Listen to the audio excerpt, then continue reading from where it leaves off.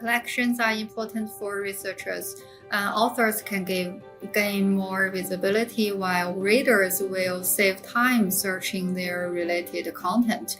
And collections are important for journals because journals use collections to draw attention.